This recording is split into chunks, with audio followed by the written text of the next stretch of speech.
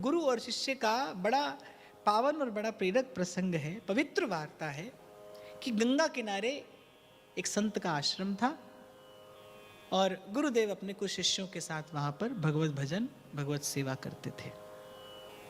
बड़े अनुरागी शिष्य गुरुदेव के चरण कमलों में अनुरक्त। एक शिष्य का तो विशेष अनुराग गुरु चरणों में, वो गुरु के दर्शन के बिना जीवन ही धारण नहीं कर पाता था। तो एक बार श्री गुरुदेव को किसी कार्य से प्रदेश जाना हुआ, तो शिष्य ने बड़े व्याकुल आकुल स्वर में कहा कि मैं तो आपका श्रीमुख दर्शन करके ही जीवन धारण करता हूँ, आपके चरणों का दर्शन न करूँ तो मेरे लिए जीवन का कोई आधार ही शेष नहीं रह जाता। तो गुरु ने जब उस शिष्य के हृदय के उस गंभीर भाव का अनुभव किया तो कहा कि जब तक मैं न आऊं तब तक श्री गंगा जी को ही अपना गुरु मानकर जानकर इनकी सेवा करना, अर्चना करना और इनके सानिध्य में रहना। और गुरु आज्ञा करी ऐसी, कृपा पात्र सोई जानिए जो आज्ञावर्ती होए। गुरुजनों की आज्ञा में रहने वाला भगवत कृपा का पात्र होता है। उन्होंने गुरु के शब्द को ज्यों का त्यों धारण कर लिया। गुरु ने कहा कि मेरी अनुपस्थिति में श्री गंगा जी को ही, श्री विष्णुपति जी को ही अपना गुरु करके जानना, मानना, इनका सेवन करना और इनके सानिध्य में रहना। तो वो जैसी अर्चना, जैसी आराधना गुरु चरणों की करते थे, वो बिल्कुल ज्यों की त्यों श्री गंगा जी की करने लगे। अब बाकी सब शिष्य तो गंगा जी में स्नान करते, आचमन आदि करते, पर वो बड़े दूर से गंगा जी को चरण से स्पर्श किए बिना, गंगा जल की धारा को चरण से स्पर्श किए बिना दूर से गंगा जी को प्रणाम निवेदन करते, अर्चना करते, आराधना करते, गुरु चरणों का ध्यान करते और इस प्रकार सेवन करते रहे। नियत समय पर गुरुदेव लौट कर आए। श्री गुरुदेव एक दिन श्री गंगा जी का स्नान करने के लिए गए, तो गंगा जी के जल की धारा के मध्य उन्होंने उसी शिष्य से कुछ लाने के लिए कहा कि शीघ्र ये वस्तु लेकर मेरे निकट आओ। अब वो मन में विचार करने लगे कि मेरे मन में तो ऐसा दृढ़ व्रत है कि श्री गंगा जी की धारा को अब कभी चरण से स्पर्श नहीं करूंगा, क्योंकि गुरुदेव ने आज्ञा दी थी कि गंगा जी को मेरा ही स्वरूप जानकर मानकर इनकी आराधना करना। तो गंगा जी का चरण स्पर्श करता हूं तो भाव की हानि होती है, और यदि गुरु आज्ञा का पालन नहीं करता हूं तो भी अपराध होता है। तो मन में वो बड़ी दुविधा में पड़ गए, नेत्रों से अश्रुपात होने लगा और श्री गंगा जी का ही ध्यान करते हुए गंगा जी से ही प्रार्थना करने लगे कि इस दुविधा से आप ही मेरा निस्तार करिए, कोई ना कोई मार्ग दीजिए। मैं चरणों से आपका स्पर्श नहीं कर सकता, मैं आपकी जल की धारा को छू नहीं सकता। देखो श्री प्रियादास जी कहते हैं भक्तमाल में कि नहीं पाऊं भक्त दाव को। कभी भी संत की किसी भी क्रिया को देखकर अपने मन में कोई प्रश्न नहीं लाना चाहिए। ध्रुवदास जी कहते हैं कि जिन्होंने संत के आचार विचार की ओर देखकर अपने मन में कोई संशय किया, ध्रुवदास जी कहते तिन सब अनाचार कियो, तिनके एक निमेष के रस भजन पर और सुख कोटि कल्पन के वार डारिए। खबर नहीं कौन किस भाव से प्रभु का भजन करता है, इसीलिए कौन क्या पहनता है, क्या खाता है, कैसे रहता है, कहाँ रहता है, कैसे भजन करता है, इस भाव का कभी विचार मत करिए। मैं तो आपको ये भी निवेदन करूंगा, जितने भक्त हैं उतनी भावनाएं हैं प्रभु का भजन करने की। खबर नहीं कौन किस भाव से प्रभु को रिझाता हो और किसके भाव को प्रभु कैसे स्वीकार करते हो। कर्माबाई को साधु ने कह दिया स्नान आदि करके और इस प्रकार शुद्ध पवित्र होकर भोजन बनाया करो, जगन्नाथ जी के लिए भोग बनाती हो तो इस विधि से बनाया करो। ठाकुर जी ने डांट दिया साधु को, अरे हमारे और हमारे भक्त के बीच में तुम क्यों आते हो?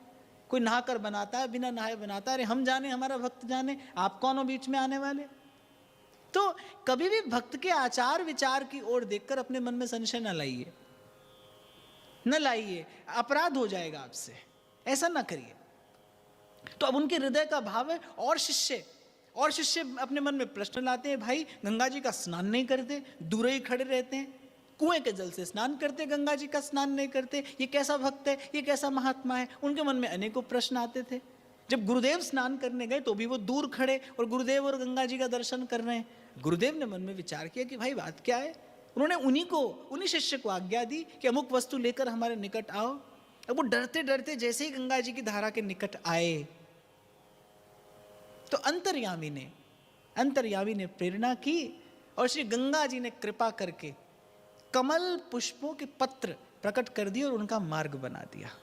और जैसे कोई व्यक्ति भूमि पर चलता है, बस उसी प्रकार वो उन कमल पुष्पों के पत्रों पर चलते हुए उस दिव्य मार्ग पर, उस सुवासित मार्ग पर चलते हुए गुरुदेव तक पहुँचे, गुरुदेव को वस्तु दी और वहीं श्री गुरुदेव ने हृदय से लगा लिया कि मैं जानता था तुम्हारे मन में श्री गंगा जी के प्रति क्या भावना है, पर ये शिष्य लोग, ये जो अन्य जन थे, ये तुम्हारे विषय में बार बार प्रश्न करते थे कि आप पूछते क्यों नहीं, क्यों गंगा का स्नान नहीं करता, क्या वो गंगा जी को पवित्र नहीं मानता, क्या गंगा जी में उसकी भावना परिपक्व परिपूर्ण नहीं है, कुएं के जल से स्नान करता है, गंगा जल में स्नान नहीं करता, ये कैसा साधु है, ये कैसा महात्मा है, ये कैसा आपका शिष्य है। तो अनेकों अनेकों प्रश्न ये जन मुझसे करते थे और मुझे लगा कि इनके प्रश्नों का उत्तर मैं ना देकर स्वयं भगवती विष्णुपदी कृपा करके उत्तर दें तो इन सब का समाधान हो जाए। और फिर एक और बात, भक्त तो अपने आप को छिपा कर रखता है पर भगवान उसकी महिमा प्रकट कर देते हैं।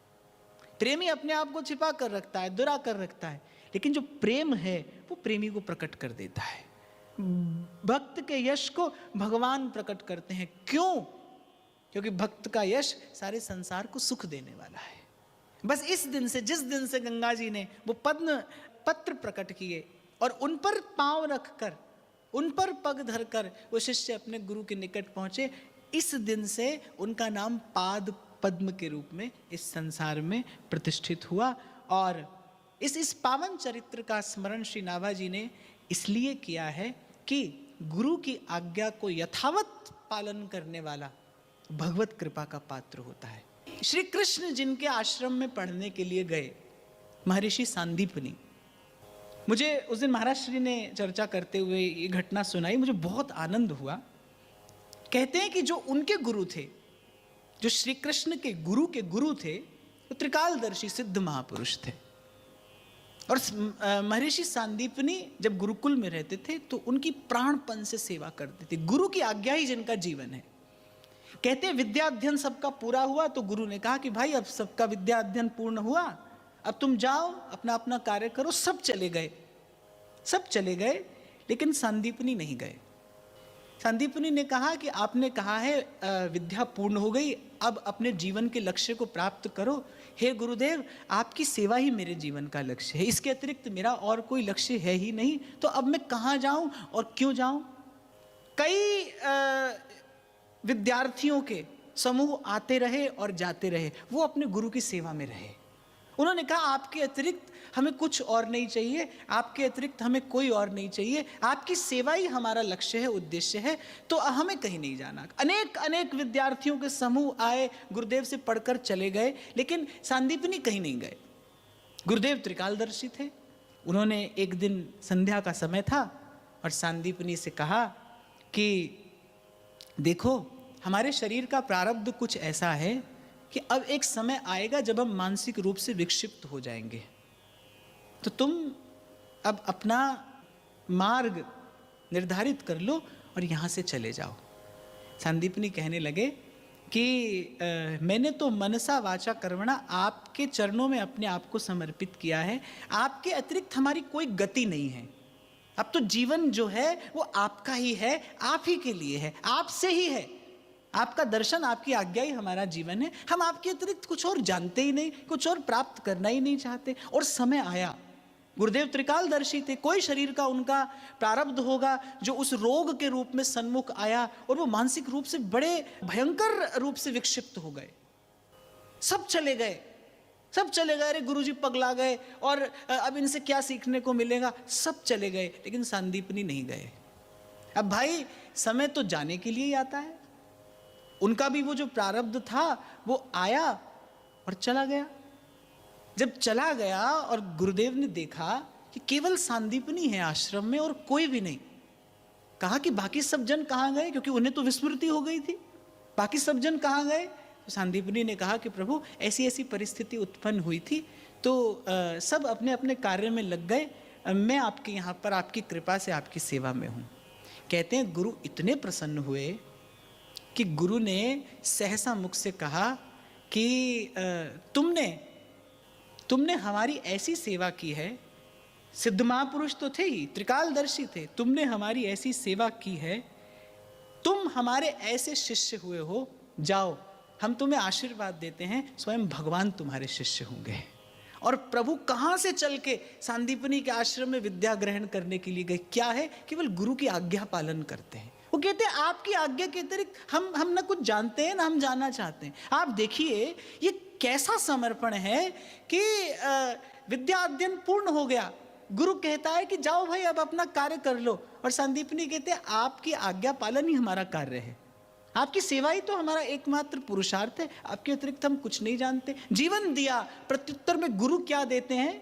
गुरु समर्थ सिर पर खड़े, कहा कमी तो है दास, रिद्धि सिद्धि सेवा करें, मुक्ति न छाड़े पास। उन्होंने कहा कि भाई तू ऐसा शिष्य हुआ है कि तू गुरु बनने योग्य है, और गुरु भी किसका? जा सच्चिदानंद परमात्मा तेरे शिष्य बनेंगे, तुझे भगवान का गुरु होने का गौरव प्राप्त होगा। और भगवान संत की बात का, संत के शब्द का मान रखने के लिए कहाँ से चलकर और सांदीपनी के आश्रम में विद्या ग्रहण करते हैं।